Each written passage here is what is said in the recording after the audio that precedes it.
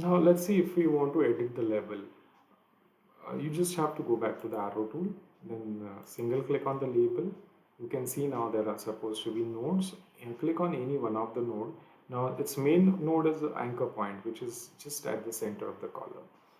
If I click on any of the corner node of this particular label, you can see the move option, but this is moving the entire label with its anchor point, which I'm not interested to operate with. So I'll just hit a single escape to come out of this. And if I click on this node which is there exactly on the column, if I click there, and then if you check out the same move, but still it is giving me the similar task, then how I can reduce the gap between these two? So that my anchor point is not getting shifted, but probably my label will get relocated. So the main thing is actually I should put Control T after selecting the label, and in the symbol label custom settings you can check out this 30 millimeter was supposed to be the distance, no? So if I can't make it, if you click on this, you can see that he's saying 0, but sometimes ArchiCAD doesn't accept the 0 value.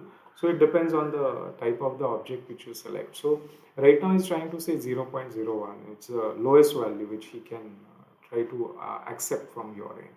So you can select some nominal value also. Say for example 1 millimeter. And now if you say okay, you will see that it is shifted. But now what is the problem?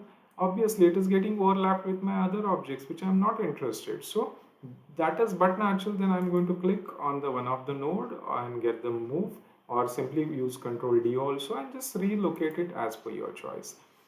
This is not going to break the link between the label and the targeted object. Tomorrow if you change this column name, automatically that column ID actually, so that this label will get updated on its own. Okay.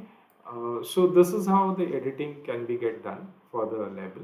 Rest of thing, changing the height and everything, is also in the same manner. If you don't like this height is too big or small and want to change the font, you can do that without much efforts.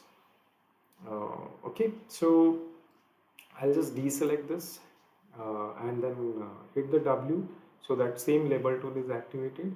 Now remember, as every time if you don't want to have that gap of 30, so I'm going inside the default setting, and maybe I'm just saying that it should be 1 meter, no, sorry, 1 millimeter. And then if I click on the column, now moment I click on the column, you can see that the label is getting attached to that targeted element. So this is how you can label the things. But as I've mentioned that because it's overlapping, so you have to try to place it on the required location as per your choice. And that's it. So probably this is how my labeling for the column can be get done. In the next clip, I'll show you how to label the door window. So one of that I'll show, next rest you can try.